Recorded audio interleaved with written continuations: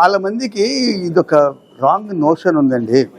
డాక్టర్లు వైద్యో నారాయణో హరి, డాక్టర్ దేవుడు, ఆయనకు అన్ని జబ్బులు ఆయన చేతులు అవుతాయి, నా బగ్గు బాగా చేశాడు, ఆయన దైవ స్వరూపము అని అనుకునేది ఒక యాంగిల్ అవుతే, అది నిజం అనుకొని బిహేవ్ చేసుకునే డాక్టర్లు ఉంటే ఏమేం ప్రాబ్లమ్స్ వస్తాయో చెప్పబోతున్నా మీకు.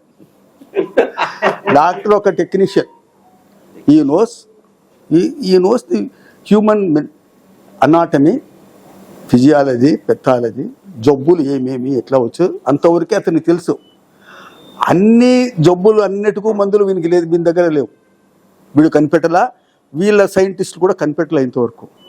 అన్ని జబ్బులకు మందులు లేవు, అన్ని జబ్బులను మనం డయాగ్నోస్ చేయలేము. అన్ని జబ్బులను డయాగ్నోస్ చేస్తే అపోలో హాస్పిటల్లో కార్డియాలజిస్ట్ ఎందుకు చచ్చిపోవాలి? హార్ట్ అటాక్తో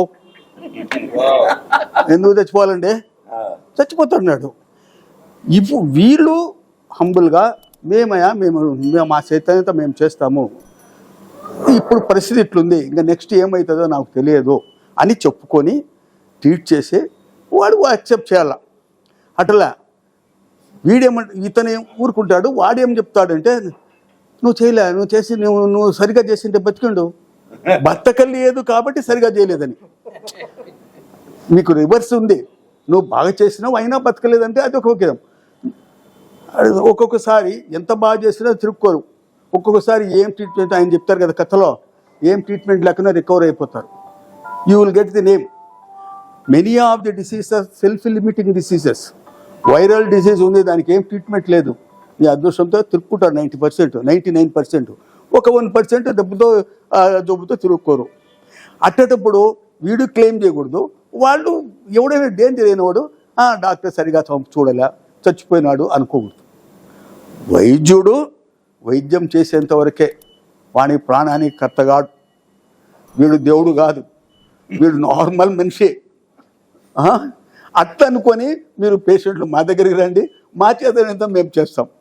అంతేగాని మీరు చాలామంది అట్లే వస్తారు, బాగా చేస్తే అబ్బా సార్ నమస్కారం సార్ అంటారు, లేకపోతే వాడు తింటున్నాడు సరిగా చూడాలా, కేర్లెస్గా ఉన్నాడు, రాత్రి పిలిస్తే పలకలా, పొద్దున పిలిస్తే పలకలా, ఏదో చేస్తాం. కాబట్టి ఒక ప్రాక్టికల్ అప్రోచ్ డాక్టరు అంటే ఏమి లిమిటేషన్. భారతంలో ఒక పద్యం ఉందండి, 1000 ఎంతోమంది డాక్టర్లు, వాళ్ళకి ఎంతో జ్ఞానం ఉండి కొత్త మందులు కనిపెట్టిన డాక్టర్లు కూడా అన్ని జబ్బులు నయం చేస్తున్నారా? వాళ్ళు ఆ డాక్టర్లే చనిపోవడం లేదా? నేను అసలు మన జగదీష్కు ఆ పద్యం ఇచ్చి పెట్టవా బోర్డులో అని చెప్పిన.